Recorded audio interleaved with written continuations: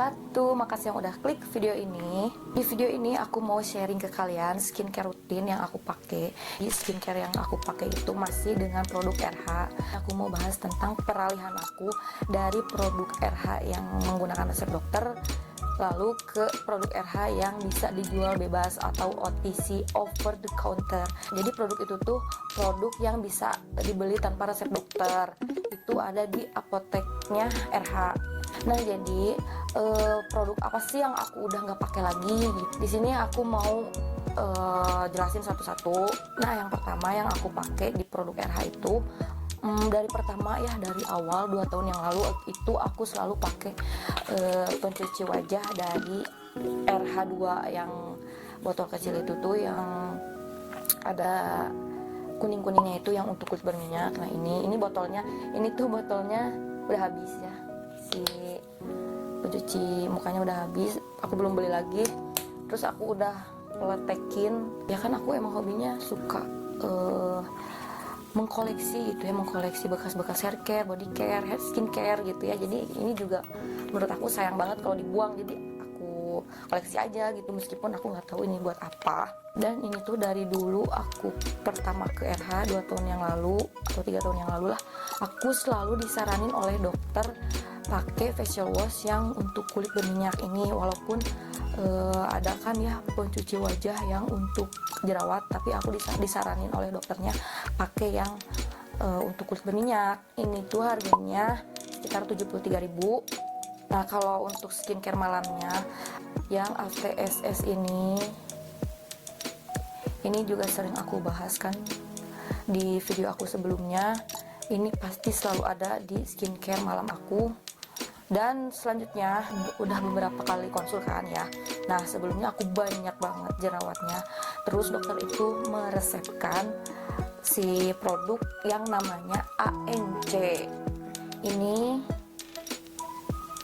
kalau sebelumnya itu aku pakai yang CC 10, CC 15, terus aku disaranin oleh dokter pakai yang ANC 4 ini. Nah, udah ANC itu habis ya, aku kan konsultasi lagi sama dokter. Terus dokter meresepkan lagi untuk krim malam aku diganti dari ANC 4 ke yang ini. Tapi sebelumnya dokter itu nanya dulu ke aku, karena sebelumnya itu aku pernah cerita juga ke dokter kalau aku itu waktu dulu berhenti sampai ke krim malamnya itu CC 25 atau enggak, kalau nggak salah CC 50. Dan dokter itu nanyain ke aku mengalami iritasi enggak, terus aku mengalami kemerahan enggak gitu. Kalau menurut aku sih di muka aku ya biasa-biasa aja gitu, nggak gimana-gimana, baik-baik aja. Dan itu krim juga lebih ampuh untuk mencerahkan si kulit aku dari noda-noda bekas jerawat. Dan dokter ngasih lah si krim CC 37,5 ini. Nah, dari ANC 4 ini aku diganti sama dokter dengan CC 37,5 ini. Oke, yang aku rasain di ANC 4 ini, jadi si jerawat itu yang tadinya banyak banget itu agak mulai mengempes, cuman nggak semudah itu. Nggak sekarang pakai terus jerawatnya itu langsung kempes hari itu juga, enggak. Itu tuh emang perlu waktu juga sih menurut aku, nggak seinstan itu. Dan aku kira ya kalau di produk dokter atau aku dikasih resep dokter itu bakal cepat keringnya, cepat sembuhnya.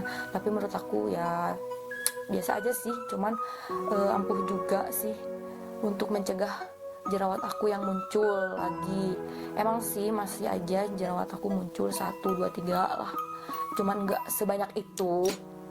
Nah, jerawat aku kan udah mulai agak berkurang nih, jadi dokter itu kayaknya meresepkan yang CC 37,5 ini. Aku rasain di CC 37,5 ini, kalau aku pakai ini ya malam, si wajah itu besoknya pasti mengelupas. Jadi agak kering-kering di bagian ini, di bagian sini tuh kering-kering kayak gitu. Nah, kalau pakai CC 375 ini benar-benar mencerahkan kulit wajah aku. Nah, terakhirnya itu aku berhenti di 37,5 ini, sisa 37,5 ini yang resep dokter. Terus yang resep dokternya itu pasti terakhir itu aku pakai AST ini, kayak totol jerawat itu, tapi berbentuk krim, jadi totol ke area yang berjerawat. Next aku pakai AS2, nah terus AMG, dan juga ini tuh serum age corrector anti aging system. Jadi aku kan umurnya udah 20 lebih gitu ya, lebih. Jadi aku disaranin oleh dokter selalu pakai ini. Dan ini tuh produk yang bisa dibeli tanpa resep dokter. Ini emang kerasa banget sih di kulit aku. Ini ngerasa banget kulit aku menjadi kayak yang sehat gitu. Cuman nggak bener-bener ngencangin banget sih menurut aku. Cuman ya enak aja, lembab, terus bikin kulit tuh kayak yang sehat, kenyal. Ini aku suka. Nah itu dia skincare rutin yang kemarin-kemarin aku pakai, yang menggunakan resep dokter dan harus konsultasi terlebih dahulu. Nah sekarang aku mau bahas tentang skincare rutin aku yang sekarang, yang masih pakai produk RH, cuman bisa dibeli secara bebas dan tanpa resep dokter. Nah kenapa sih aku beralih ke produk RH yang tanpa resep dokter? Kesatu, aku mau menghemat karena lumayan kan ya, setiap konsultasi itu pasti ada biaya sebesar 150.000, dan kita juga harus ke klinik lagi, bolak-balik gitu kan. Belum lagi kalau aku habis satu skincare gitu ya, aku harus nunggu konsultasi lagi gitu, nggak bisa beli sembarangan produk skincare yang udah diresepin sama dokter itu gitu. Dan itu menjadi bahan pertimbangan sih menurut aku. Produk yang bisa dibeli tanpa resep dokter itu memudahkan banget di masa pandemi ini, karena aku ya kalau habis skincare pasti belinya udahlah langsung beli online aja gitu. Aku males pergi. Aku lihat-lihat di Shopee itu ada official RH ya. Di sana ada lengkap produk-produk RH yang tanpa resep dokter. Aku lihat satu-satu. Terus aku sesuaikan dengan kondisi kulit muka aku. Kondisi kulit muka aku itu kan jerawat, terus berminyak juga. Jadi aku lihat-lihat nih satu persatu kandungannya, terus ditujukan untuk kulit apa. Jadi aku searching juga, aku lihat-lihat reviewnya. Nah yang aku beli secara online itu di Shopee, yang pertama itu kan kemarin dokter meresepkan facial washnya yang RH2 itu, yang untuk kulit berminyak. Dan di online store-nya itu juga ada di Shopee itu, harganya 73 ribuan. Untuk moisturizer-nya aku pakai ini tuh RH Logi Skin Barrier Face Moisturizer for Dry and Sensitive Skin. Jadi yang Skin Barrier ini tuh kegunaannya mampu melembabkan kulit secara ekstra. Ini tuh aman di kulit jerawat, aman untuk kulit sensitif, dan aman dipakai bayi. Jadi benar-benar oh ya udah, kalau di bayi boleh, berarti di aku juga boleh gitu kan, di aku juga bisa. Moisturizer ini mampu untuk mengembalikan dan memperkuat si lapisan terluar kulit, terus mencegah dan mengatasi iritasi pada kulit. Jadi kan si kulit aku tuh kadang-kadang merah ya, ada jerawat terus merah. Nah si moisturizer ini tuh mampu untuk mengurangi kemerahan pada kulit.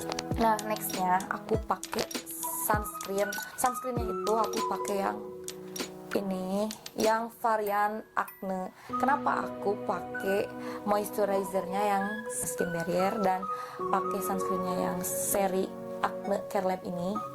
Karena aku